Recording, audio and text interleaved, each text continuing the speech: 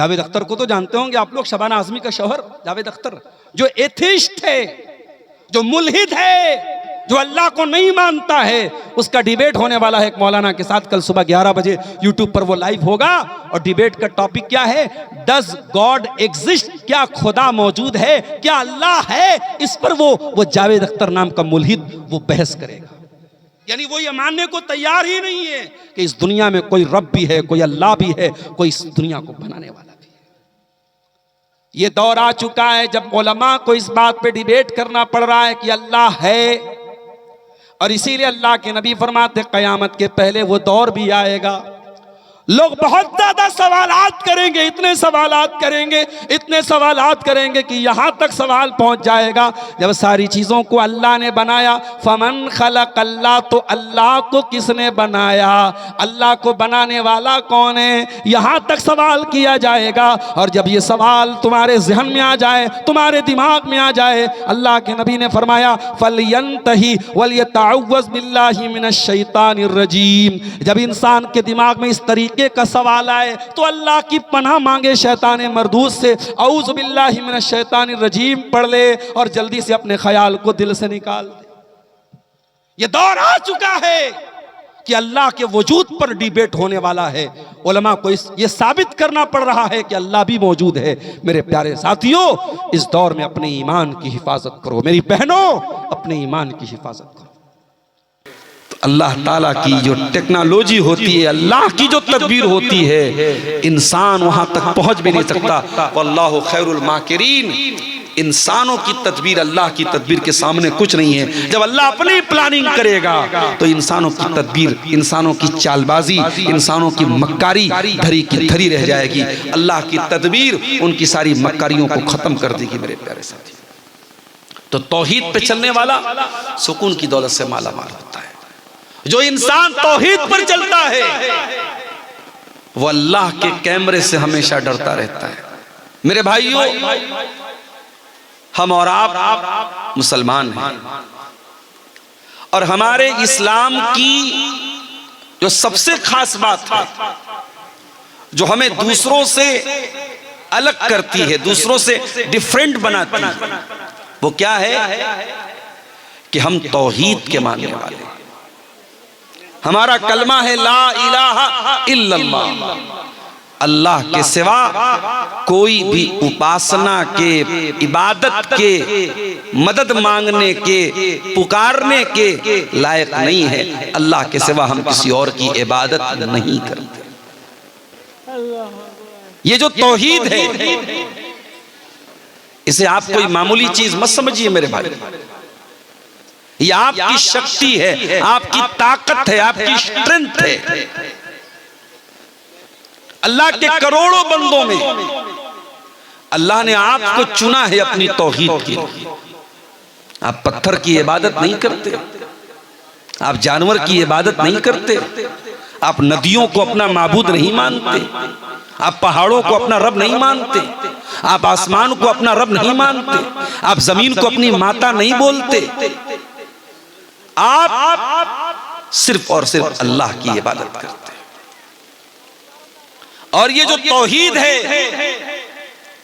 इसको हमेशा अपने दिल में बिठा करके रखना है, इसे कभी भूलना नहीं है।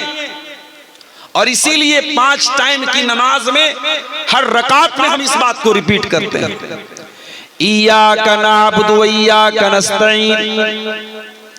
ऐ अल्लाह, हम तेरी ही इबादत करते हैं और तुझ ही से मदद मांगते हैं। इतना बड़ा कमिटमेंट, इतना बड़ा वादा हम 5 टाइम की नमाज में, अगर सुन्नतों को साइड कर दो, अगर वितर की नमाज को साइड कर दो, सिर्फ फर्ज नमाजों की बात करो तो फजर से लेकर के ईशा तक 17 बार हम ये कमिटमेंट करते हैं। इय्याका नअबुदु, ऐ अल्लाह हमारा माबूद तू है, हमारा मुश्किल कुशा तू है, हमारा सहारा तू है, हमारी बिगड़ी बनाने वाला तू है, हमारे हालात को बदलने वाला तू है, हम बीमार हो जाएं तो शिफा देने वाला तू है, हम दुखों में पड़ जाएं हमारे दुखों को दूर करने वाला तू है। इय्याका नअबुदु व इय्याका नस्तईन, ऐ अल्लाह हम तेरी ही इबादत करते हैं और तुझ ही से मदद मांगते हैं। के बाद अल्लाह के नबी फरमाते हैं कि ऐ मेरे बच्चे, इहफज़िल्लाह तजिदहु तुजाहक, तू अल्लाह ताला के कानून की हिफाजत कर, अल्लाह के कानून का ख्याल कर, अल्लाह के हलाल और हराम का ख्याल कर, अल्लाह ताला तेरी हिफाजत करेगा। इहफज़िल्लाह तजिदहु तुजाहक, ऐ मेरे बच्चे तू अल्लाह को याद रख, अल्लाह हमेशा तेरी मदद के लिए तेरे सामने होगा। अभी हमारे शेख साहब बोले तो ना, हिंदुस्तान के हालात बड़े नाजुक हैं। हालात हमारे हक में कब अच्छे थे मेरे भाई? हालात तो बद्र में भी नाजुक थे, 313 के मुकाबले में 1000 का लश्कर था। हालात तो ओहद में भी नाजुक थे, हालात तो खंदक में भी नाजुक थे, हालात तो जंगे हुनैन में भी नाजुक थे। आप जब अपने आप को मुसलमान कहते हैं तो आपको यह मान के चलना चाहिए कि आप कांटों के रास्ते पे चल रहे हैं, आप कोई फूलों की सेज पे नहीं चल रहे। चुमी गोयम मुसलमानम बलरजम के दानम मुश्किलाते ला हिलारा। जब मैं कहता हूं कि मैं मुसलमान हूं, मैं कांप जाता हूं, क्योंकि मैं जानता हूं ला इलाहा इल्लल्लाह कहना आसान काम नहीं है। इसके रास्ते में बड़ी दुश्वारियां हैं, बड़े ब्रेकर्स हैं, बड़ी रुकावटें। अलिफ लाम मीम अहसिबन नास व युत्रकू अन यक़ूलू आमन्ना व हुम ला युफ्तनून। ऐ लोगों, क्या तुमने ये समझ के रखा है कि तुम ईमान ले आए, तुमने कलमा पढ़ लिया, अब तुमको आजमाया नहीं जाएगा, तुमको छोड़ दिया जाएगा? ऐसा होने वाला नहीं है। वलक़द फ़तन्नल्लज़ीना मिन क़ब्लिहिम फ़लयअलमन्नल्लाहुल्लज़ीना सदक़ू वलयअलमन्नल काज़िबीन। हर दौर में हमने ईमान वालों को आजमाया है, हमने सच्चों को झूठों से अलग किया है, हमने खरे को खोटे से अलग किया है। हिंदुस्तान के मौजूदा हालात ये फिल्टर का काम करेंगे, ये खरे और खोटे को अलग करेंगे, ये हालात बताएंगे कौन अपने ईमान में मजबूत है और कौन हालात के तहत समझौता कर लेता है। आप ईमान छोड़ दीजिए, सारी दुश्मनी आपसे खत्म हो जाएगी। आप इस्लाम छोड़ दीजिए, लोग आपको गले लगाने को तैयार हैं। आपकी मुसलमान लड़कियों को फंसाने के लिए, उनको इस्लाम से दूर करने के लिए बाकायदा पैकेज दिए जा रहे हैं कि भाई इतनी मुसलमान लड़कियों को फंसाओ, हम इतना पैसा देंगे, सरकारी नौकरी देंगे, ये देंगे वो देंगे, पैकेज दिए जा रहे हैं। तो ये काम आसान नहीं है मेरे प्यारे साथी। याद रखो मेरे प्यारे साथियों, इतने नाजुक हालात में भी अल्लाह के नबी की नसीहत याद रखना। इहफज़िल्लाह तजिदहु तुजाहक, अल्लाह को याद रख, अल्लाह तेरे सामने मौजूद होगा, अल्लाह तेरी मदद के लिए मौजूद होगा। जितने भी नाजुक हालात आ जाएं, क्या अल्लाह के नबी के ऊपर गारे सौर में जो हालात आए थे, क्या वो नाजुक हालात नहीं थे? आप अपने यारे गार के साथ, हजरत अबू बकर सिद्दीक के साथ गारे सौर में ठहरे हुए हैं और दुश्मन बिल्कुल करीब पहुंच चुका है, इतना करीब पहुंच चुका है। हजरत अबू बकर सिद्दीक कहते हैं, अल्लाह के नबी, लौ नज़रा अहदुहुम तहता क़दमैहि लअबसरना, अगर उन्होंने जरा सा नीचे देख लिया, हम पकड़ लिए जाएंगे, हम गिरफ्तार हो जाएंगे। ऐ अल्लाह के नबी, हमें कौन बचाएगा? आपने बड़े इत्मीनान से जवाब दिया, ऐ अबू बकर ला तहज़न इन्नल्लाह माना। ऐ अबू बकर डरो नहीं, ऐ अबू बकर घबराओ नहीं, अल्लाह हमारे साथ है, अल्लाह हमारे साथ है। हम अल्लाह के दीन के लिए निकले, अल्लाह के काम के लिए निकले, अल्लाह जरूर हमारी मदद करेगा।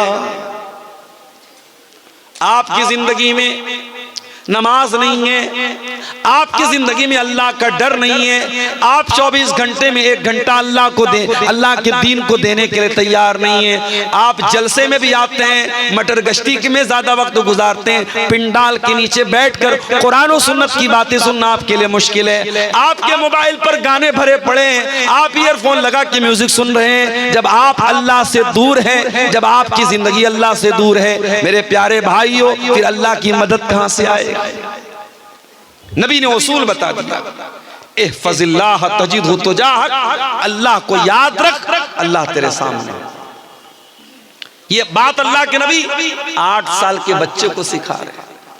और अगला जुमला सुनिए, अल्लाह के प्यारे नबी फरमाते हैं, वालम अन्नल उम्मता लविज्तमात अला अन यनफऊका बिशैइन ला यनफऊका इल्ला बिशैइन क़द कतबहुल्लाहु लक। ऐ मेरे बच्चे, सारी दुनिया मिलकर के अगर तुझे कोई फायदा पहुंचाना चाहे, तेरा कोई फायदा नहीं पहुंचा सकती सिवाय उसके जो तेरे मुकद्दर में लिखा है। हमारी मस्जिदें बन गई, हमारी ईदगाह बन गई, हमने कागज क्यों नहीं ठीक किया? हमने ये सोचा साहब फला की सरकार है, वो हमारे बड़े फेवर में है, बड़े हमारे हक में है, हमें जरूरत नहीं है। आपने ये क्यों भूल गए आप कि इस मुल्क में आपको जो काम करना है कानून और संविधान के दायरे में करना है। और अभी 5 दिसंबर की लास्ट डेट है, तमाम वक्फ की जितनी प्रॉपर्टीज हैं उसको पोर्टल पे चढ़ाने के लिए मुसलमान अभी भी चादर तान के सोया हुआ है। कितनी मस्जिदें हैं, कितने कब्रिस्तान हैं, कितनी ईदगाहें हैं, अभी तक उनका कोई डाटा पोर्टल पे चढ़ाया नहीं गया है। और जो मुतवल्ली है, जो जिम्मेदार है, वो आराम से सो रहा है। सरकार ने क्लियर कर दिया 5 तारीख के बाद हम कोई इस बारे में सुनवाई नहीं करेंगे। तो भाइयों, आप बीमार होते हैं तो या अल्लाह शिफा दे दे, या अल्लाह शिफा दे दे, या अल्लाह शिफा दे दे, ये वजीफा पढ़ने से आप ठीक नहीं होते। आप डॉक्टर के पास जाते हैं, दवा लेते हैं, इलाज कराते हैं, उसके बाद आप अल्लाह से कहते हैं अल्लाह तू शिफा देता। आप रोजी रोटी कमाने के लिए दुकान खोलते हैं, शटर खोलते हैं, काउंटर पे बैठते हैं, उसके बाद अल्लाह से दुआ करते हैं अल्लाह कस्टमर भेज दे, मेरी रोजी में बरकत दे दे, तब अल्लाह तबारक व तआला आपको रोजी देता है। दुनिया दारुल असबाब है। आप यहां चुपचाप हाथ पैर के तोड़ के बैठ के दूसरों के भरोसे रहेंगे तो ये दुनिया, याद रखिए, ये दुनिया का उसूल है, ये दुनिया दूसरों को कुचल करके आगे बढ़ना जानती है। अल्लाह के नबी हमें एक उसूल बता रहे हैं कि अगर अल्लाह तबारक व तआला ने आपके मुकद्दर में कोई फायदा लिखा है तो दुनिया की कोई ताकत रोक नहीं सकती है। और सारी दुनिया मिल करके अगर आपको कोई नुकसान पहुंचाना चाहे, कुछ बिगाड़ना चाहे, ला यज़ुर्रुका इल्ला बिशैइन क़द कतबहुल्लाहु अलैक, आपका कोई नुकसान नहीं पहुंचा सकती आपको सिवाय उसके जो अल्लाह ने आपके मुकद्दर में लिखा है। आप अपनी मजबूती कर लीजिए, अपने हालात को ठीक कर लीजिए, अपनी तमाम चीजों को दुरुस्त कर लीजिए। उसके बाद भी अगर कोई इस मुल्क के नागरिकों को इस मुल्क से निकालने की बात करेगा तो फिर उसके बाद हम देखेंगे कि हमें कौन सा कदम उठाना है। जाहिर है कि हम इतने बुज़दिल और कमजोर भी नहीं है कि हमारी जानो माल और हमारी इज्जत व आबरू पर हमला हो और हम खामोश बैठे रहें, ये तो नहीं हो सकता। अल्लाह के प्यारे नबी सल्लल्लाहु अलैहि वसल्लम ने अगर कोई इंसान अपने सेल्फ डिफेंस में, अपनी आत्मरक्षा में अगर कोई लड़ते हुए मर जाए, अल्लाह के नबी ने उसे शहीद का दर्जा दिया। मन कुतिला दून नफ्सिही फहुवा शहीद, मन कुतिला दून मालिही फहुवा शहीद। जो अपने माल को बचाने के लिए अपनी जान की हिफाजत करते हुए अगर कत्ल हो जाए तो अल्लाह के नबी ने उसको शहीद का दर्जा दिया है। तो इस्लाम आपको बुज़दिली नहीं सिखाता है, माफ कीजिएगा। और ये जो कलमा हम पढ़ते हैं, कलमा तौहीद ला इलाहा इल्लल्लाह, ये कलमा भी हमें बहादुर बनाता है। इस कलमे को पढ़ने के बाद मेरे प्यारे भाइयों, इस कलमे पर डटे रहना है, जमे रहना है, हालात जैसे भी आ जाएं, इस कलमे से पीछे नहीं हटना है। जो पीछे हट जाए वो अपने ईमान की खैर बनाए, वो मुसलमान नहीं है।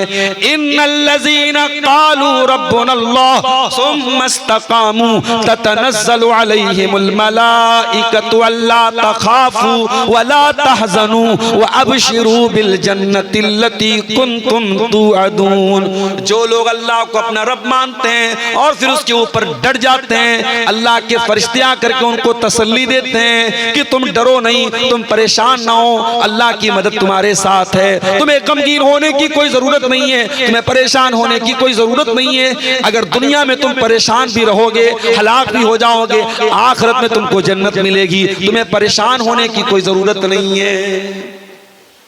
मेरे प्यारे भाइयों, हजरत बिलाल को कौन भूल सकता है। उनका मालिक उमैया बिन खल्फ उनको तपती रेत पे लिटा दिया करता था, सीने पर गर्म पत्थर रख देता था और उनको वार्निंग देता था, ऐ बिलाल हम तुझे टॉर्चर करना बंद कर देंगे, हम तुझे तकलीफें देना बंद कर देंगे, हम तुझे सताना बंद कर देंगे।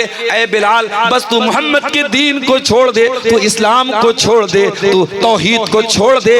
बिलाल कोई हैंडसम और खूबसूरत तो नहीं थे, बिलाल काले कलूटे थे, बिलाल गुलाम थे, बिलाल हबशा के रहने वाले थे, मगर बिलाल के काले सीने में जो दिल था वो दिल बड़ा रोशन, बड़ा नूरानी था। वो दिल अल्लाह की तौहीद से भरा हुआ था, वो दिल अल्लाह की मोहब्बत से भरा हुआ था। बिलाल का सीना छलनी हो रहा है, बिलाल की पीठ अरब की तपती रेत पर पिघल रही है, मगर बिलाल की जबान से क्या निकलता है? बिलाल कहते हैं अहद अहद, मेरा अल्लाह एक है, मेरा रब एक है, मेरा माबूद एक है। उस एक अल्लाह की तौहीद के साथ मैं कोई समझौता करने को तैयार नहीं हूं।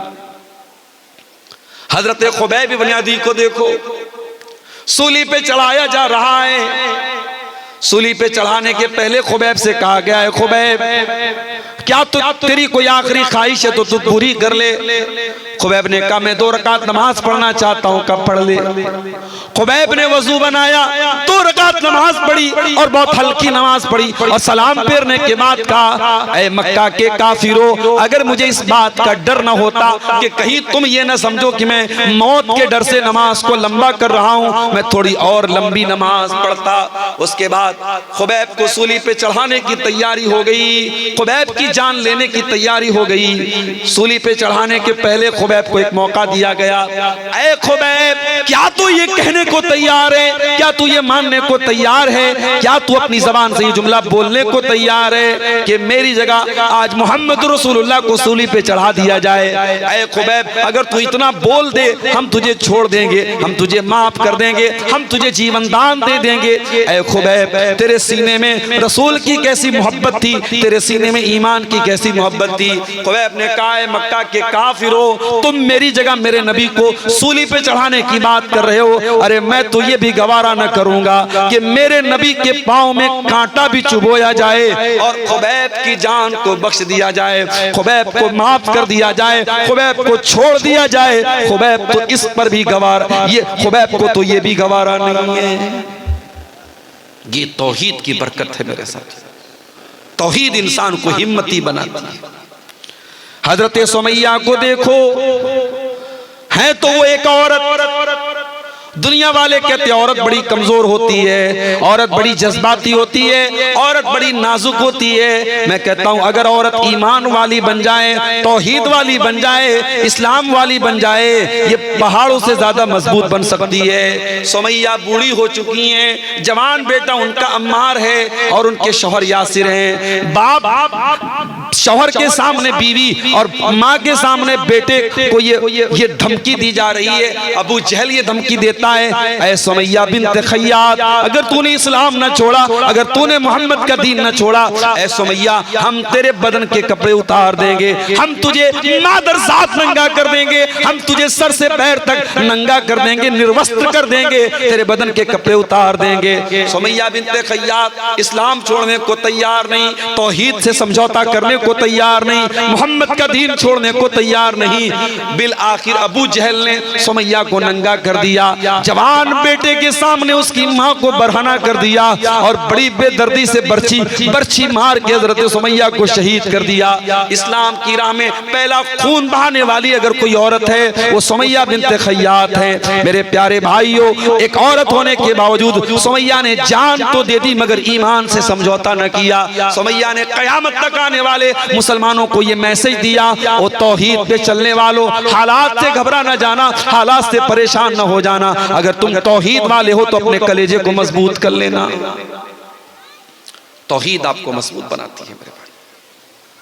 तौहीद का मानने वाला एक अल्लाह को मानता है। ऐसा नहीं है नवंबर में उसका माबूद कोई और है, दिसंबर में कोई और है, जनवरी में कोई और है, फरवरी में कोई और है, गर्मी का देवता कोई और है, जाड़े का देवता कोई और है, दौलत कोई और दे रहा है, ताकत कोई और दे रहा है। ऐसा नहीं है।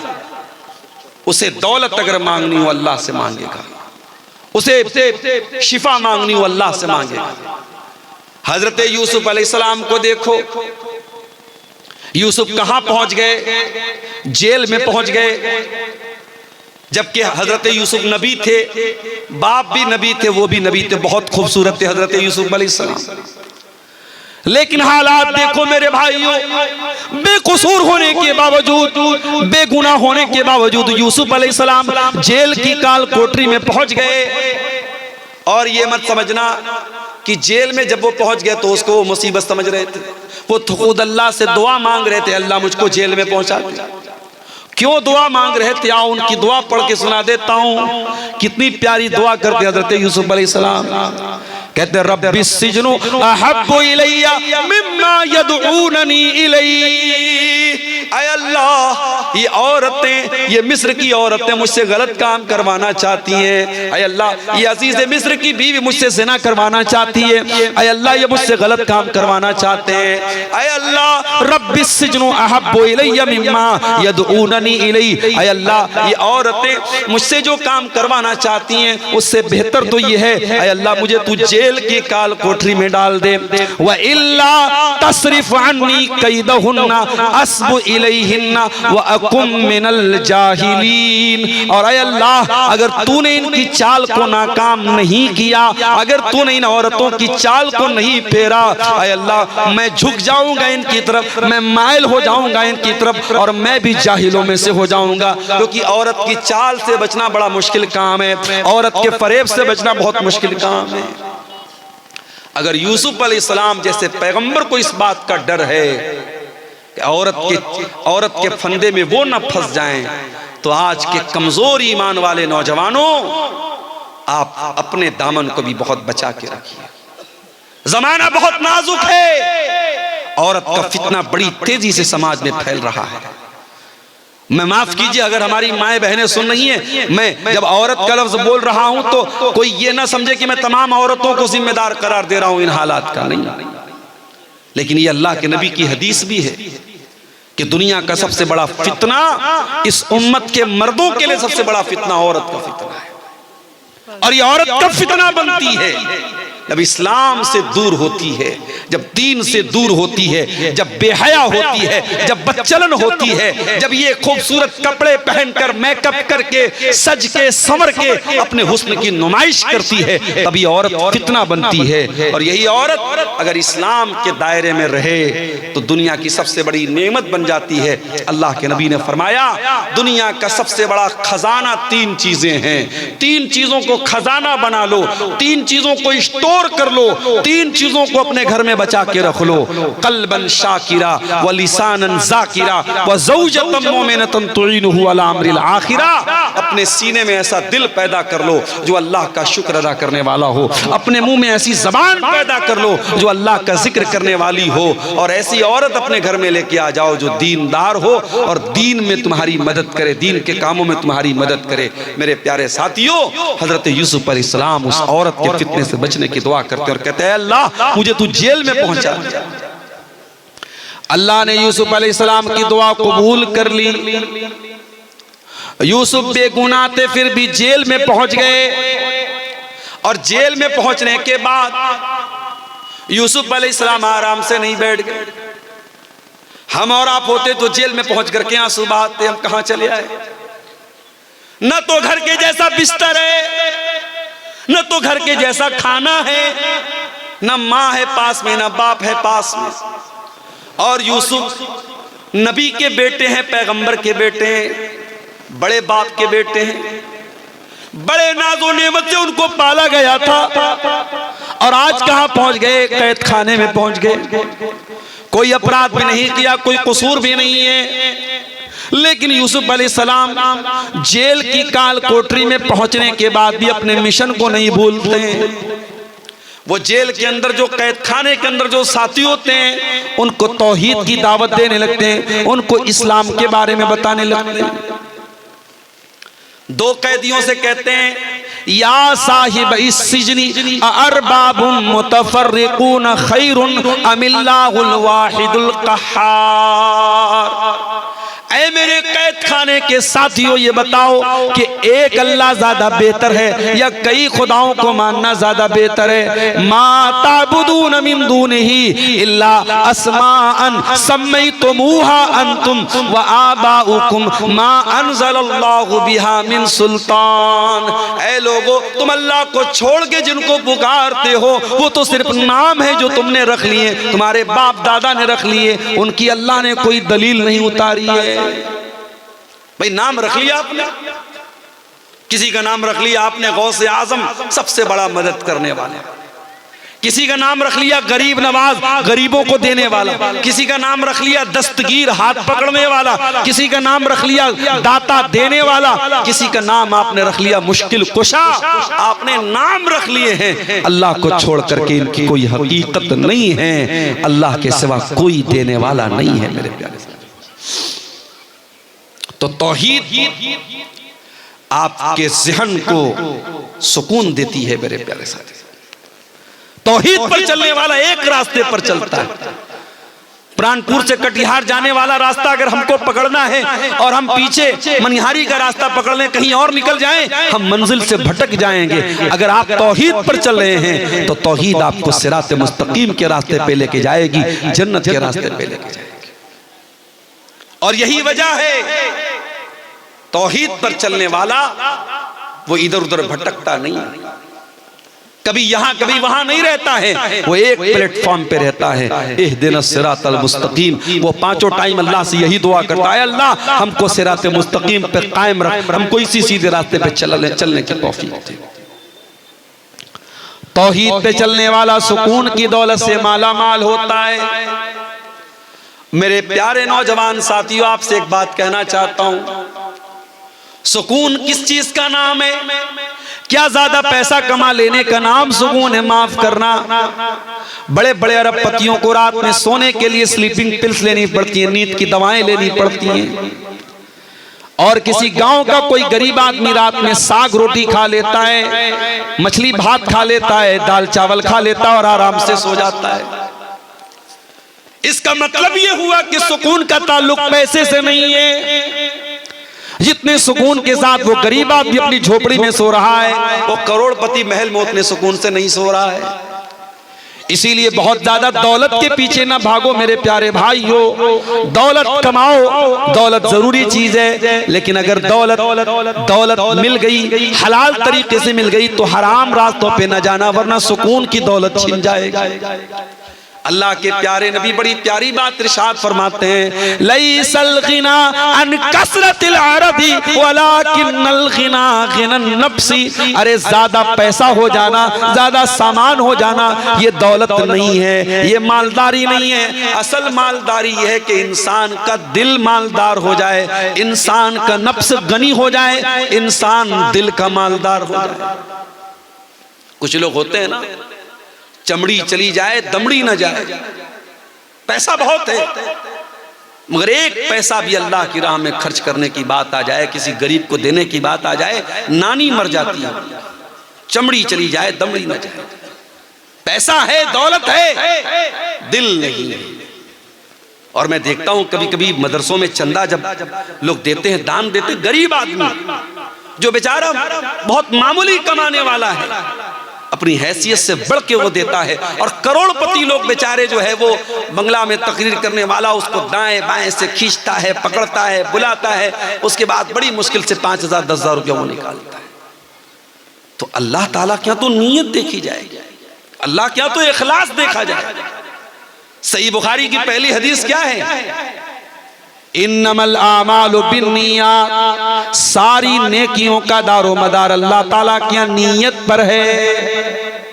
आप कटिहार छोड़ के दिल्ली जा रहे हैं, आप कटिहार छोड़ के गुवाहाटी जा रहे हैं, आप कटिहार की सरजमीन छोड़ के मुंबई जा रहे हैं, किस लिए जा रहे हैं? पैसा कमाने के लिए, बाल बच्चों का पेट भरने के लिए। और एक आदमी कटिहार छोड़ के या कोई भी जगह छोड़ के दूसरी जगह जा रहा है, क्यों जा रहा है? अपना दीन बचाने के लिए, अपना ईमान बचाने के लिए, अपने आप को इस्लाम पर अमल करने के लिए। दोनों ने शहर छोड़ा, दोनों ने वतन छोड़ा, लेकिन जिसने दीन और ईमान के लिए अपना वतन छोड़ा, उसको शरीयत में मुहाजिर कहा जाएगा, उसके अमल को हिजरत कहा जाएगा, उसको हिजरत का सवाब मिलेगा। लेकिन जो रोजी रोटी के लिए, किसी लड़की से शादी करने के लिए, किसी औरत को हासिल करने के लिए, किसी दौलत को हासिल करने के लिए अपना शहर छोड़ के जाएगा, उसको हिजरत का सवाब नहीं मिलेगा।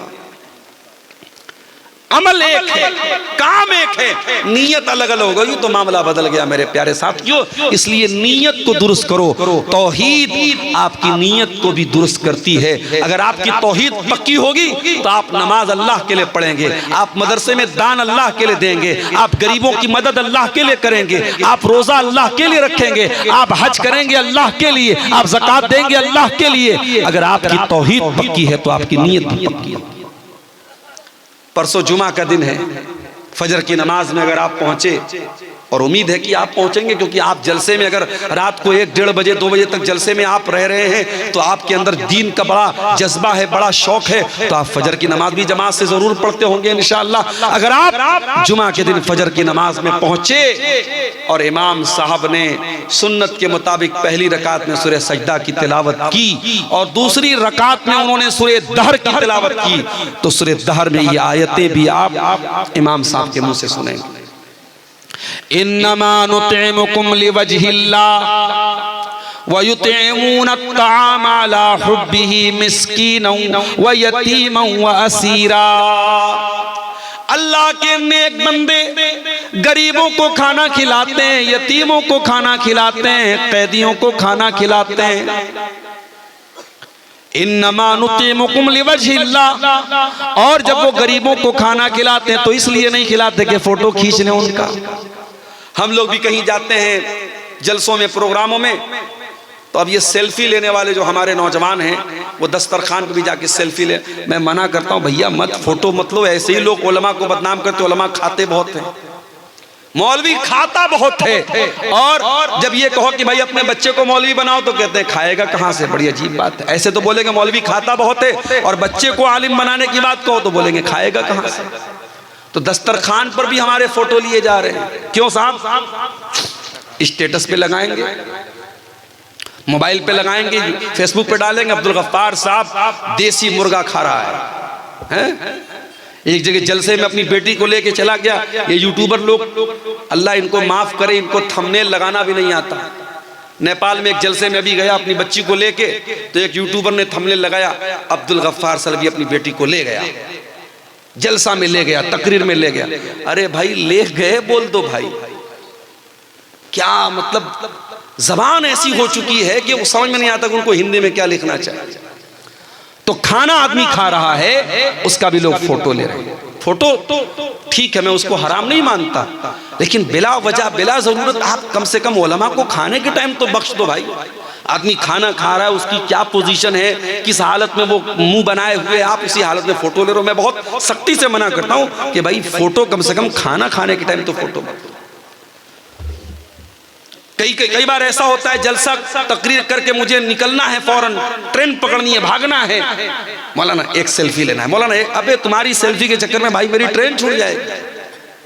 तो फोटो लेने का, सेल्फी लेने का बड़ा शौक है। तो बात ये किससे निकली? खाने से बात निकली।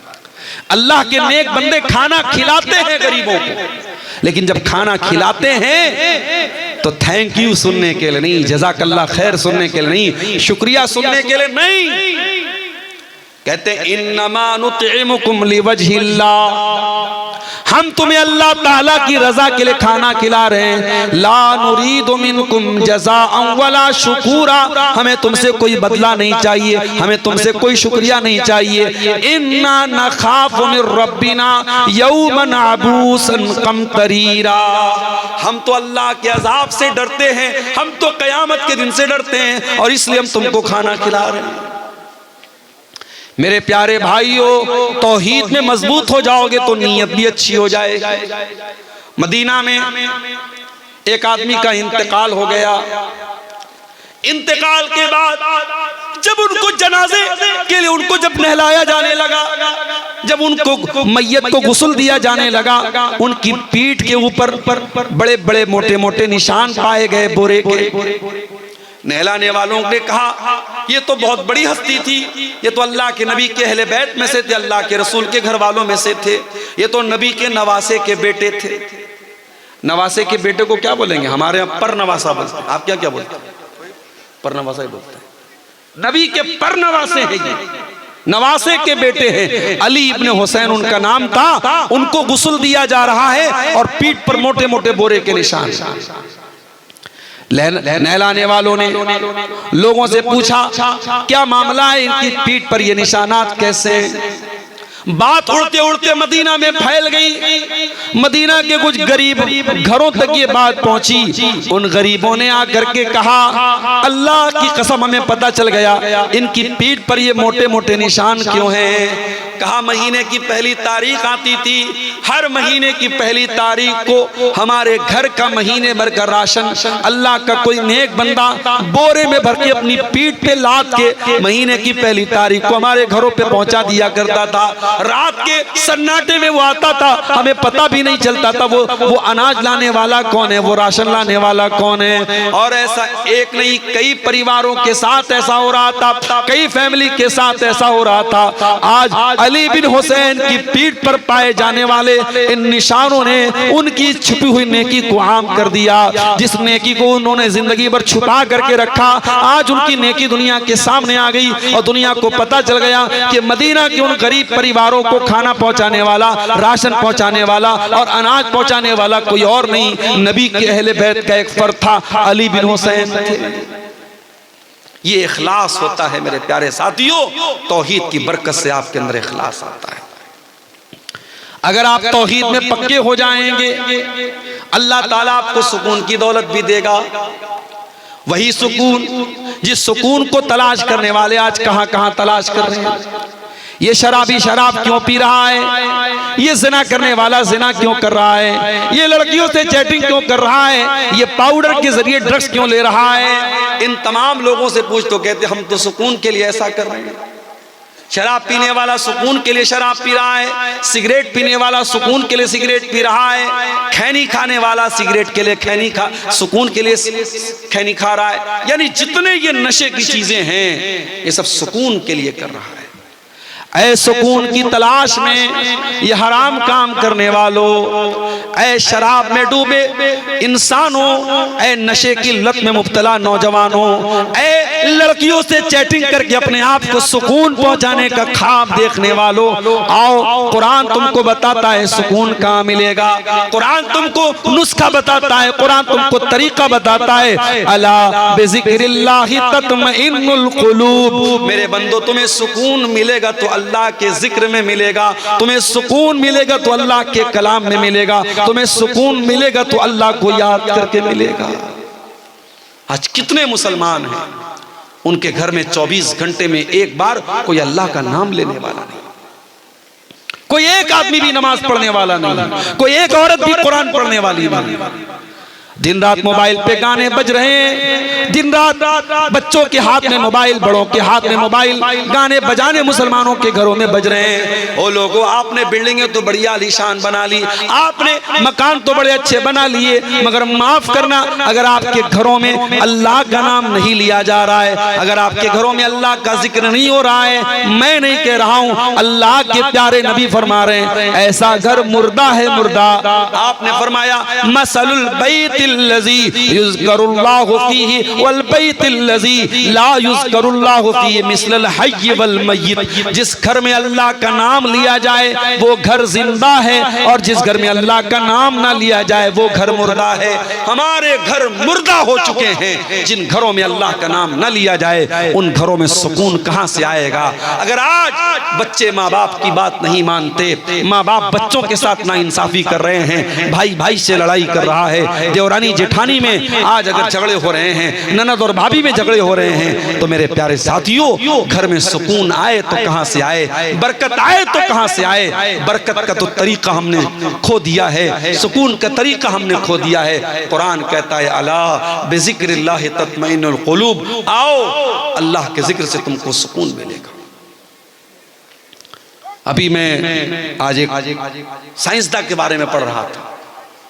थाईलैंड की एक यूनिवर्सिटी चियांग चियांग माऊ एक यूनिवर्सिटी है, उसमें एक प्रोफेसर हैं जो एनाटॉमी के प्रोफेसर हैं, और उनका नाम क्या है? उनका नाम है तेजा तेलाक।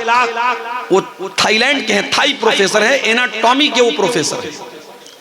और वो एनाटॉमी का मतलब होता है इंसान के बदन की जो पार्ट्स ऑफ बॉडी हैं, जो शरीर के जो अंग हैं, उस पर वो रिसर्च करते हैं, उसके बारे में वो तहकीक करते हैं। थाईलैंड की उस यूनिवर्सिटी के प्रोफेसर साहब ने जब तहकीक करना शुरू किया, रिसर्च करना शुरू किया, एक सवाल बार बार उनको डिस्टर्ब कर रहा था कि इंसान की बॉडी में जो दर्द होता है, उस दर्द को बदन का कौन सा हिस्सा रिसीव करता है? इंसान की बॉडी में वो जो दर्द होता है, जो पेन होता है, उस दर्द को बॉडी कैसे फील करती है, बॉडी कैसे महसूस करती है? सबसे पहले बॉडी का कौन सा ऐसा अंग है जो दर्द को फील करता है? डॉक्टर साहब परेशान थे, प्रोफेसर साहब परेशान थे। अचानक किसी ने एक दिन उनको कुरान दे दिया। कुरान पढ़ते हुए सूरह निसा की आयत उनकी आंखों से गुजरी। अल्लाह ने फरमाया, कुल्लमा नज़िजत जुलूदुहुम बद्दलनाहुम जुलूदन गैरहा।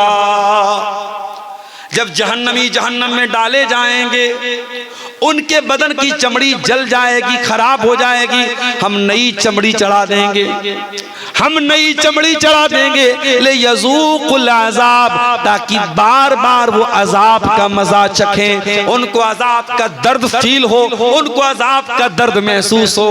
प्रोफेसर साहब ने जब कुरान की आयत पढ़ी, उन्होंने कहा इसका मतलब यह हुआ कि शरीर में अगर कोई अंग है जो दर्द को सबसे पहले फील करता है, सबसे पहले रिसीव करता है, तो वो इंसान की स्किन है, इंसान की चमड़ी है, इंसान की त्वचा है। डॉक्टर साहब ने, वीडियो मौजूद है यूट्यूब पर, आप जाके देख लीजिए, सऊदी अरब में एक बहुत बड़ी कॉन्फ्रेंस हुई और उस कॉन्फ्रेंस में खड़े होकर के उन्होंने इस्लाम कबूल किया, ला इलाहा इल्लल्लाह मुहम्मद रसूलुल्लाह का कलमा पढ़ा, और उन्होंने कहा 1400 साल पहले अरब के एक उम्मी को ये बात किसने बताई, जो मेरी पूरी जिंदगी की रिसर्च का निचोड़ है, पूरी जिंदगी मेहनत करने के बाद और तहकीक करने के बाद जो बात मैं बता रहा हूँ, कुरान हकीम 1400 साल पहले वो बात कैसे बता रहा है। इसका मतलब ये कुरान अल्लाह का कलाम है। मेरे प्यारे साथियों, आज अगर आप तौहीद पर पक्के हो जाएं, आप अल्लाह का जिक्र और कुरान अगर आप पढ़ना शुरू करें, आप जब बड़े बड़े प्रोफेसर और बड़े बड़े पढ़े लिखे लोगों के दिल की दुनिया बदल गई, आपके दिल की दुनिया भी बदल जाएगी। मगर हमारा दिल का आलम यह है, हमारा दिल बड़ा कठोर हो चुका है मेरे साथियों, ये दिल बड़ा सख्त हो चुका है, ये दिल बड़ा कठोर हो चुका है। कुरान कहता है, लौ अंजलना हाज़ल कुरान अला जबल, इस कुरान को हमने किसी पहाड़ के ऊपर भी उतारा होता तो पहाड़ भी अल्लाह के खौफ से रेजा रेजा हो जाता। लरअयतहु खाशियम मुतसद्दिअम मिन खशियतिल्लाह। इस कुरान के अंदर वो पावर है कि बड़े बड़े पहाड़ को भी चकनाचूर कर सकता है, लेकिन इंसान के दिल पर आज कुरान का कोई असर नहीं हो रहा है। क्यों? क्योंकि पहाड़ से ज्यादा कठोर हो चुका है इंसान का दिल। मेरे प्यारे साथियों, सुकून की दौलत भी इसी कुरान के जरिए मिलेगी, इसी अल्लाह के जिक्र के जरिए मिलेगी, और जो आदमी तौहीद के रास्ते पर चलता है उसके दिल को अल्लाह ताला सुकून की दौलत से भी माला माल कर देता है। मूसा अलैहिस्सलाम को देखिए, बनी इस्राइल को लेके जा रहे हैं, फिरौन को पता चला, फिरौन ने पीछा किया, सामने दरियाए कुलजुम आ गया। मूसा अलैहिस्सलाम के साथियों ने कहा किया है, मूसा इन्ना लमुद्रकून, अब तो हम पकड़ लिए जाएंगे, अब हमें कौन बचाएगा। मूसा अलैहिस्सलाम ने बड़े इत्मीनान से जवाब दिया, कल्ला इन्न मइया रब्बी सयहदीन, ऐ मेरी कौम के लोगों, मेरा रब मेरे साथ है, मेरा अल्लाह मेरे साथ है, वो जरूर कोई ना कोई रास्ता निकालेगा। ये सुकून हजरत मूसा के दिल में कैसे पैदा हुआ? ये तौहीद की बदौलत पैदा हुआ। जब इंसान की तौहीद पक्की होगी, जब अल्लाह पर यकीन पक्का होगा, बड़े बड़े मुश्किल हालात में भी वही सुकून उसके दिल में मौजूद होगा। मूसा अलैहिस्सलाम ने कहा मेरा रब मेरे साथ है, वो जरूर कोई ना कोई रास्ता निकालेगा। फ़अौहैना इला मूसा अन इज़रिब बिअसाकल बहरा फनफलक फकान कुल्लु फ़िरक़िन कत्तौदिल अज़ीम। अल्लाह फरमाता है हमने मूसा से कहा ऐ मूसा तू पानी के ऊपर अपने आसा को, अपनी लाठी को मार दे, पानी फट जाएगा और दोनों तरफ पानी रुक जाएगा और बीच में रास्ता बन जाएगा। पानी के ऊपर कभी रास्ता बनते देखा है? मनिहारी का ब्रिज बन रहा है, कितने जमाने से काम चल रहा है, अभी लोग बता रहे 2026-27 में काम कंप्लीट होगा। पानी के अंदर ब्रिज बनाना आसान काम नहीं है, पानी के अंदर पिलर खड़ा करना आसान काम नहीं है। अल्लाह ताला की टेक्नोलॉजी देखो मेरे भाई, अल्लाह ने पानी को रोक दिया दोनों तरफ और बीच में रोड बन गई, रास्ता बन गया और मूसा अलैहिस्सलाम अपने साथियों के साथ बड़े आराम से पानी को क्रॉस कर गए। अल्लाह ताला की जो टेक्नोलॉजी होती है, अल्लाह की जो तदबीर होती है, इंसान वहां तक पहुंच भी नहीं सकता। वल्लाहु खैरुल माकिरीन। इंसानों की तदबीर अल्लाह की तदबीर के सामने कुछ नहीं है। जब अल्लाह अपनी प्लानिंग करेगा तो इंसानों की तदबीर, इंसानों की चालबाजी, इंसानों की मक्कारी धरी की धरी रह जाएगी। अल्लाह की तदबीर उनकी सारी मक्कारियों को खत्म कर देगी मेरे प्यारे साथी। तो तौहीद पे चलने वाला सुकून की दौलत से माला माल होता है। जो इंसान तौहीद पर चलता है वो अल्लाह के कैमरे से हमेशा डरता रहता है। दुनिया का कैमरा, आज आप किसी बड़े मार्केट में चले जाएं, कटिहार के किसी बड़े दुकान में, मॉल में चले जाएं, आप मालदा में चले जाएं, आसपास पूर्णिया चले जाएं, बड़ी बड़ी दुकानों पे कैमरे लगे हैं। क्यों लगे हैं भाई? कैमरे लगे हैं साहब, उनको कहते हैं सीसीटीवी कैमरा। वो सिक्योरिटी के लिए लगे हैं, सुरक्षा के लिए लगे हैं। कैमरा लगा है तो चोरी नहीं होगी, कैमरा लगा है तो कोई गलत काम नहीं होगा। जो इंसान तौहीद पर चलता है उसे अल्लाह ताला के कैमरे का डर सबसे ज्यादा होता है, क्योंकि इंसान का बनाया हुआ कैमरा तो फेल भी हो सकता है। इंसान के बने हुए कैमरे में जो चीजें रिकॉर्ड हो रही हैं उनका टाइम होता है, 1 महीना तक रिकॉर्ड होंगी, 6 महीने तक रिकॉर्ड होंगी, 1 साल तक रिकॉर्ड होंगी, उसके बाद वो फाइल डिलीट हो जाएगी, खत्म हो जाएगी। लेकिन अल्लाह ताला का जो कैमरा चल रहा है, फरमाया व इन्ना अलैकुम लहाफिज़ीन किरामन कातिबीन यालमूना मा तफअलून। मेरे बंदो, हमने तुम्हारे आमाल को रिकॉर्ड करने के लिए फरिश्तों को लगा दिया है, वो तुम्हारी एक एक एक्टिविटी को रिकॉर्ड कर रहे हैं और जो कुछ तुम कर रहे हो मेरे फरिश्ते रिकॉर्ड कर रहे हैं। और फरिश्तों की जो ये रिकॉर्डिंग हो रही है ये डिलीट होने वाली नहीं है, ये बंद होने वाली नहीं है मेरे प्यारे साथी। जो इंसान तौहीद पे चलता है उसे अल्लाह की पकड़ का डर होता है कि अल्लाह ताला से बच के कहां जाएंगे।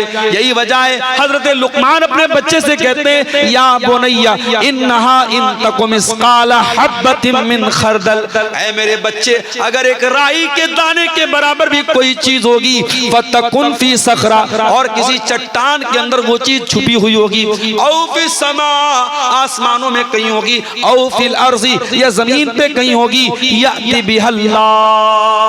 अल्लाह ताला राई के दाने के बराबर चीज को भी सामने ले आए।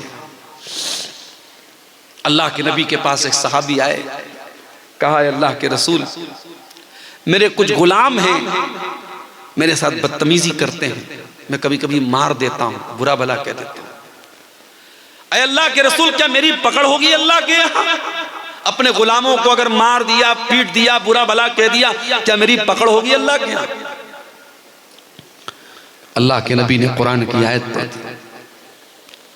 वनज़उल मवाज़ीनल क़िस्त लियौमिल क़ियामह,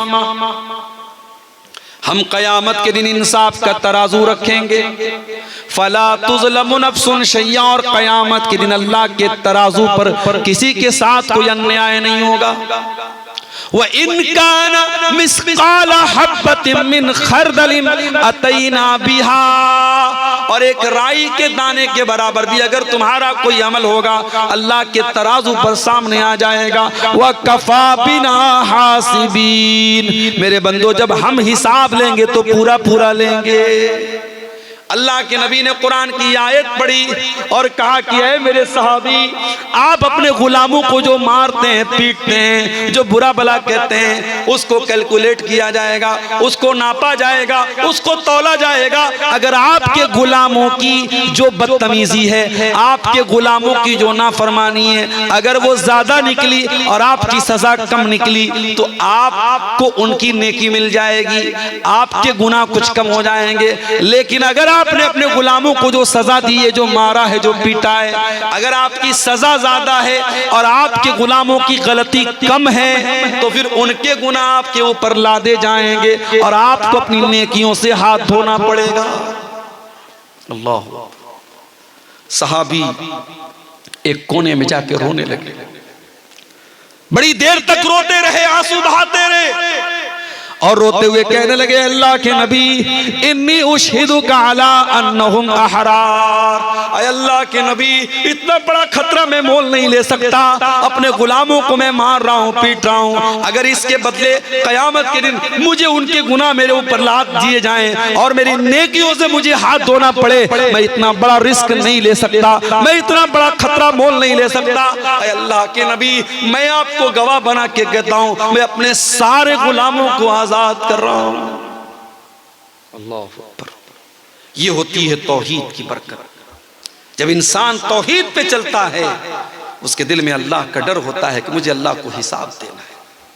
और जब तौहीद पर नहीं चलता है, जब अल्लाह का कोई डर नहीं होता है, तो चोर बन जाता है, बेईमान बन जाता है, करप्ट बन जाता है, भ्रष्टाचारी बन जाता है। मेरे प्यारे साथियों, हजरत अब्दुल्लाह इब्न उमर को देखो, सफर में जा रहे हैं, प्यास लगी, भूख लगी, एक चरवाहा उनको मिला, देखा चरवाहे के साथ बकरियां बहुत सारी हैं, कहा कि है मेरे भाई, किसी बकरी का दूध पिला दे, मैं कीमत दे देता हूं, पैसा दे देता हूं। चरवाहा बोला कि नहीं, ये बकरियां मेरी नहीं है, मेरे मालिक की है, मुझे सिर्फ बकरी चराने को बोला गया है, मैं किसी बकरी का दूध आपको नहीं पिला सकता। अब्दुल्लाह इब्न उमर को बड़ी हैरत है, ये चरवाहा आदमी है, गुलाम है, इसको इतनी अकल है, इतना शऊर है कि मैंने बकरी का दूध मांगा, ये नहीं दे रहा है, कह रहा है मेरे मालिक की बकरी है। उन्होंने आजमाने के लिए, उसका इम्तिहान लेने के लिए कहा, ऐ चरवाहे, एक काम कर दो, अपनी बकरियों में से एक बकरी मुझको दे दे, मैं तुझको उसकी कीमत दे देता हूं।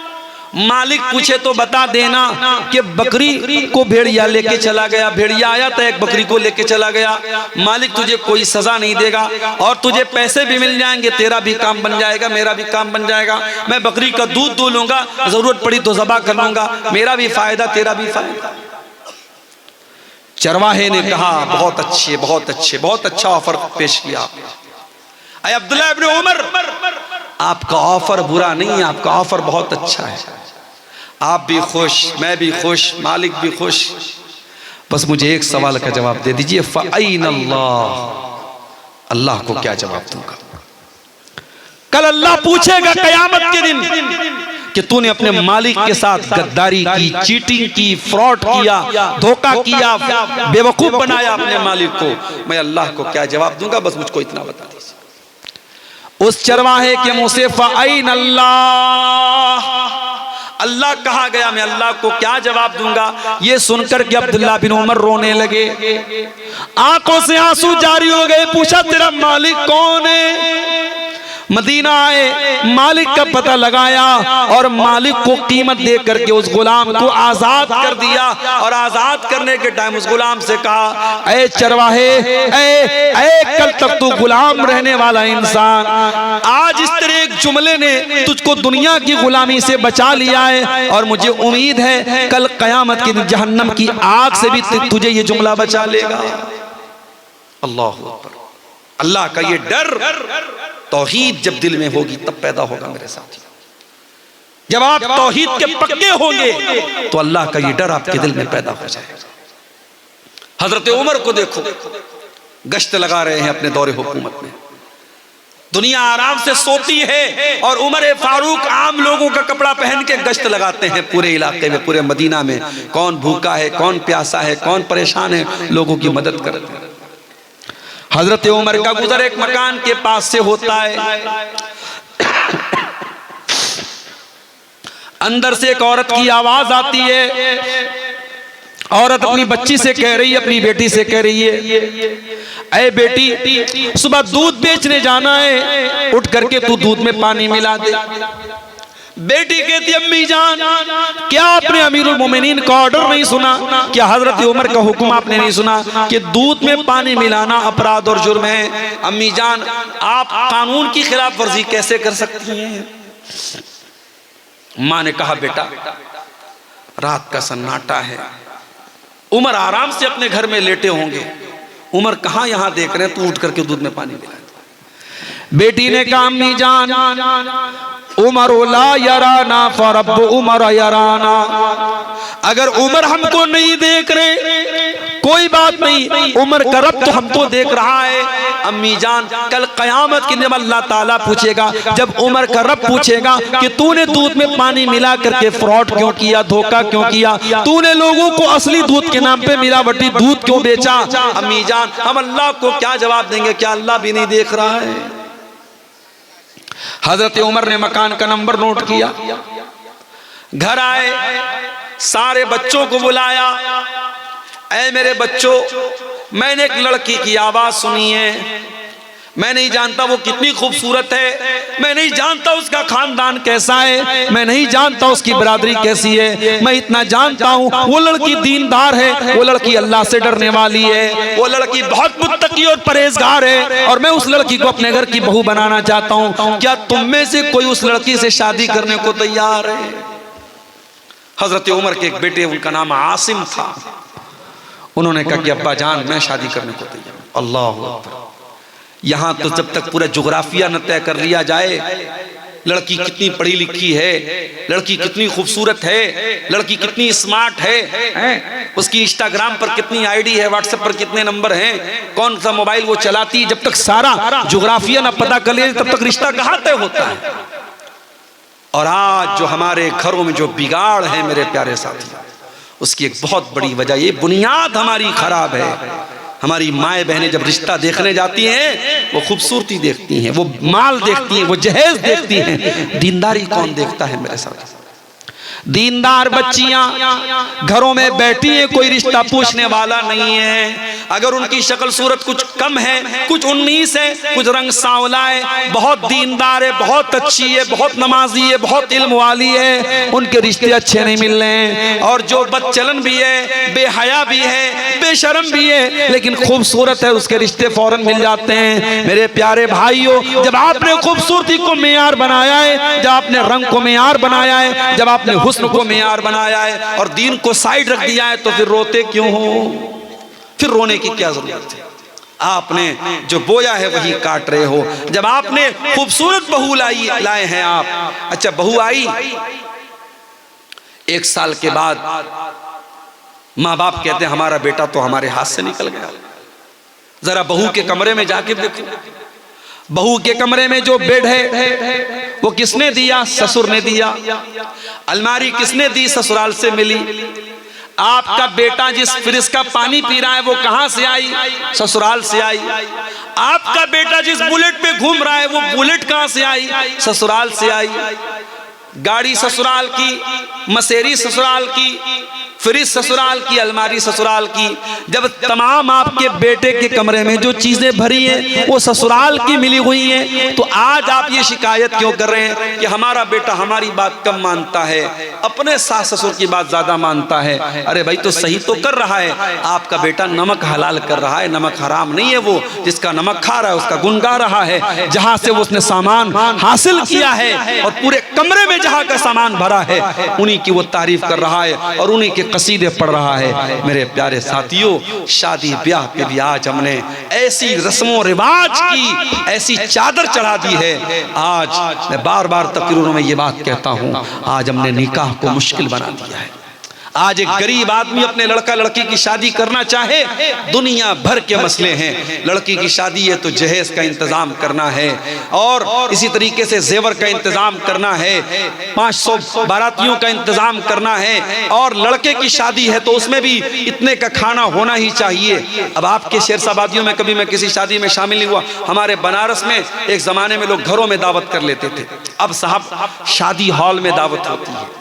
हैदराबाद में मैं गया, वहां लोगों ने बताया कि शादी हॉल में दावत होती है और सात तरीके के 8 तरीके के खाने जब तक न हो तब तक दावत मुकम्मल नहीं होती। कश्मीर में मैं गया, कश्मीर में शादी के मौके पर 19 तरीके के गोश्त बनते हैं और तब जाकर के शादी मुकम्मल होती है।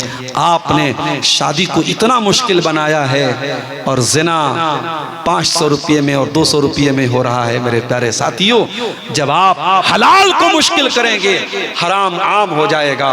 मेरे नबी ने निकाह को इतना आसान बनाया था, इतना आसान बनाया था।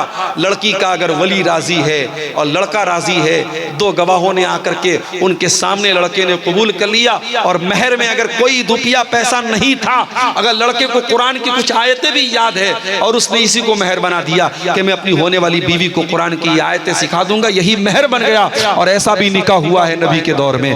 मेरे प्यारे साथियों, जब आप निकाह को मुश्किल बनाएंगे जिना आसान होगा। और आज जिना आसान हो चुका है और आम हो चुका है, और वो गुनाह जिसके बारे में कुरान कहता है वला तक़रबुज़्ज़िना, तुम ज़िना के करीब भी मत जाना। आज शायद कोई घर बचा हो, कोई गांव बचा हो, कोई खानदान बचा हो जहां इस गुनाह की आग की लपटें न पहुंच चुकी हो।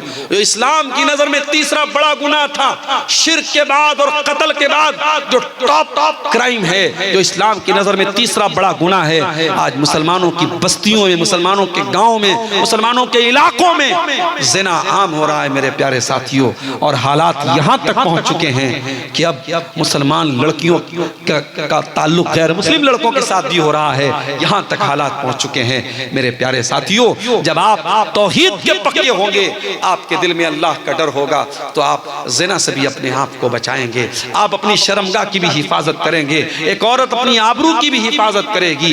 आप देखिए वो चरवाहा जो अपने मालिक के साथ वफादार था और अल्लाह से डरने वाला था, उसने कहा कि अगर मैं अपने मालिक को धोखा दे दूं तो अल्लाह को क्या जवाब दूंगा। और अब्दुल्लाह इब्न उमर रज़ी अल्लाह तआला अन्हु उसको आजाद कर दिया। और वो लड़की जो माँ के सामने ये कहती है, अगर उमर देखने वाला नहीं है तो उमर का रब देख रहा है, और उस लड़की को हजरत उमर अपने घर की बहू बनाते हैं। और बाद में उसी लड़की की औलाद में से एक इंसान पैदा होते हैं जिनका नाम उमर बिन अब्दुल अजीज रहमतुल्लाहि अलैह है, जिनको उमर सानी कहा जाता है। मेरे प्यारे साथियों, तौहीद के इस अकीदे में पक्के हो जाइए, तौहीद को मजबूत कीजिए। जब आप तौहीद के पक्के होंगे तो आप देखेंगे आपका अखलाक भी ठीक हो रहा है, आपका कैरेक्टर भी दुरुस्त हो रहा है, आपके सुलूक पर भी उसका असर पड़ रहा है। मेरे प्यारे भाइयों, आज दुनिया की अदालतें आप जाके देखें, अदालतों में अपराधी अपने आप को बचाने के लिए एड़ी चोटी का जोर लगाता है, वकील को खरीद लेता है, जज को खरीद लेता है, पुलिस को खरीद लेता है। लेकिन नबी के दौर में अदालत में अपराधी आता है, गामिदी औरत आती है और आकर के कहती है इन्नी असब्तु ज़िना, ऐ अल्लाह के नबी मैंने ज़िना किया है, मैं शादीशुदा औरत हूँ, मैंने ज़िना किया है, मुझे मालूम है शादीशुदा अगर ज़िना कर ले उसकी सज़ा इस्लाम में पत्थरों से मार मार के ख़त्म कर देना है। ऐ अल्लाह के नबी मैंने बहुत बड़ा गुनाह कर लिया है, मुझे पाक कर दीजिए, मुझे दुनिया में सज़ा दे दीजिए ताकि आखिरत में मुझे ज़िना की सज़ा न झेलनी पड़े।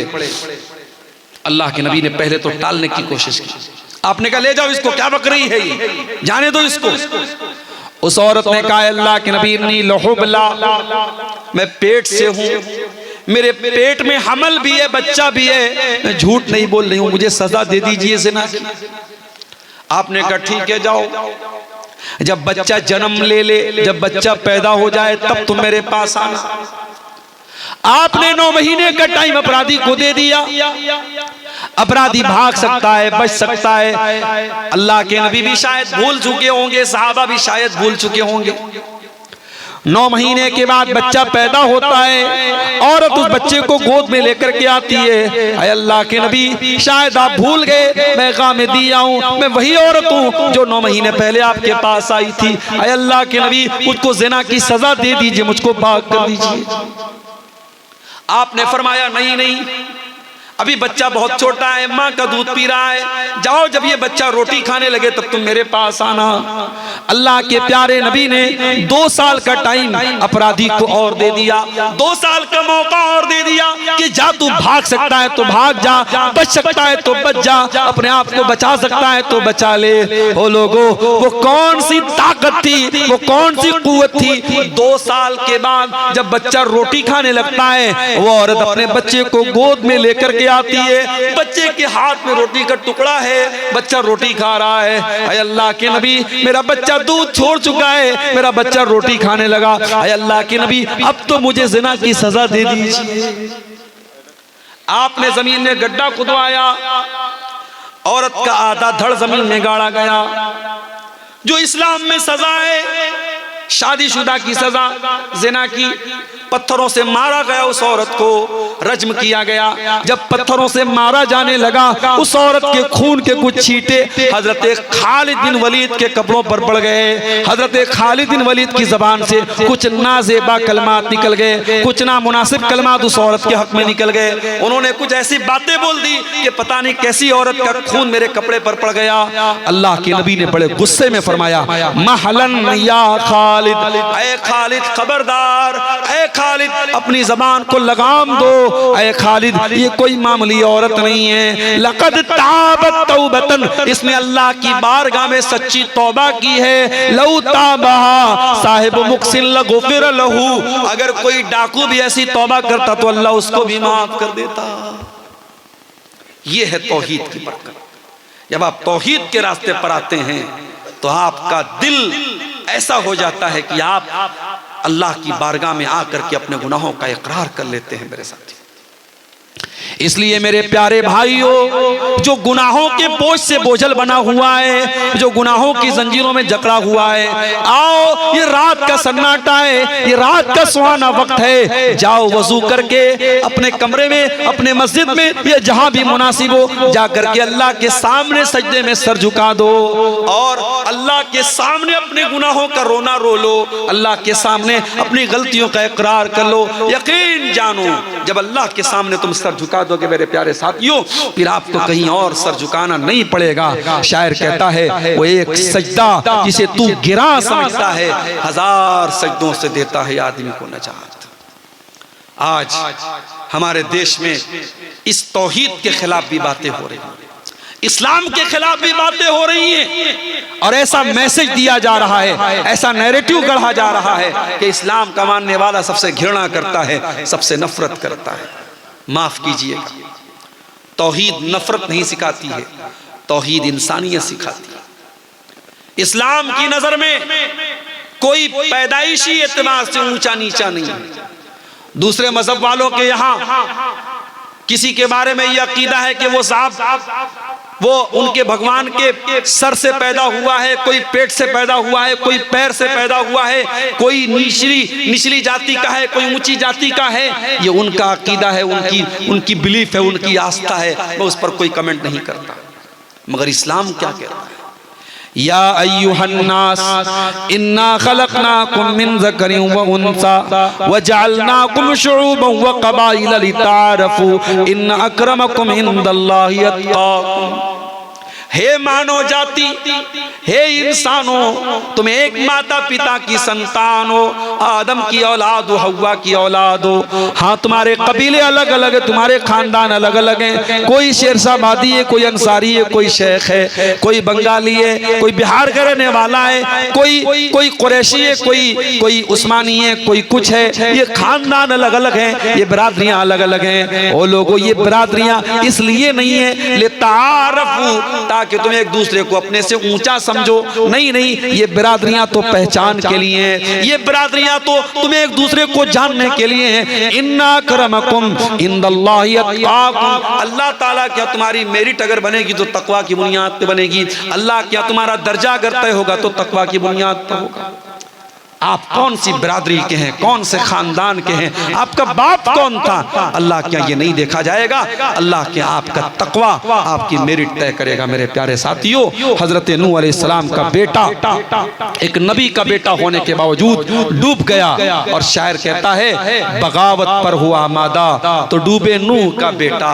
यहाँ नामो नसब की बरतरी से कुछ नहीं होता। नबी का अपना चचा अबू लहब बहुत खूबसूरत भी था, बहुत गोरा चट्टा भी था, अब्दुल मुत्तलिब का बेटा था, हाशिम का पोता था, मालदार भी था, लेकिन उसने जब इस्लाम की मुखालफत की, जब तौहीद की मुखालफत की, क़यामत तक के लिए कुरान में उसके बारे में आयत नाजिल हो गई, तब्बत यदा अबी लहब व तब, अबू लहब के दोनों हाथ टूट जाए और अबू लहब बर्बाद हो जाए। मेरे प्यारे साथियों, इसलिए आप जब तौहीद के रास्ते पर चलते हैं तो तौहीद एक ऐसी चीज है जो आपको इंसानी भाईचारा भी देती है। इसलिए भारत में जो लोग ये गलतफहमी फैला रहे हैं कि इस्लाम नफरत को बढ़ावा देता है, नहीं, इस्लाम तो भाईचारे को बढ़ावा देता है। हाँ, इस्लाम ये जरूर सिखाता है कि सृष्टि करने वाले की इबादत करो, मखलूक की नहीं खालिक की इबादत करो, क्रिएशन की नहीं क्रिएटर की इबादत करो, जमीन व आसमान की नहीं जमीन व आसमान बनाने वाले की इबादत करो। दुनिया की और सारी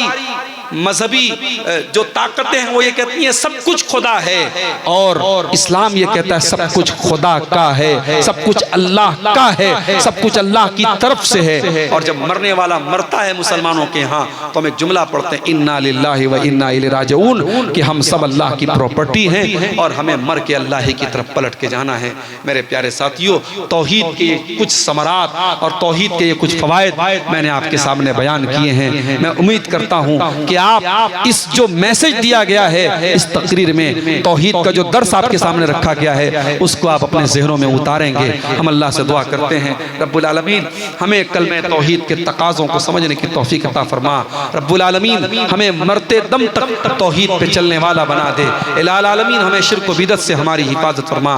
ऐ अल्लाह, जिस इदारे के लिए आज का ये प्रोग्राम मुनक़िद हुआ है, इस अच्छा कब्रिस्तान के लिए, अल्लाह ताला इस कब्रिस्तान की तामीर या उसकी जो ज़मीन के लिए जो ताउन जिन लोगों ने किया है, अल्लाह उस ताउन को कबूल फरमाए। और जिन लोगों ने इसमें हिस्सा नहीं लिया है उनसे भी बड़े अदब से गुजारिश करूँगा, जाते जाते, चूँकि कब्रिस्तान की ज़मीन भी आप अभी कल गाज़ीपुर में मेरा एक प्रोग्राम था, वहाँ लोगों के पास अपना कब्रिस्तान नहीं था तो लोग अपने घरों में ही अपने मुर्दों को दफन कर देते थे, और वहाँ पे बाकायदा कहीं कहीं कब्र के ऊपर मकान बना हुआ है।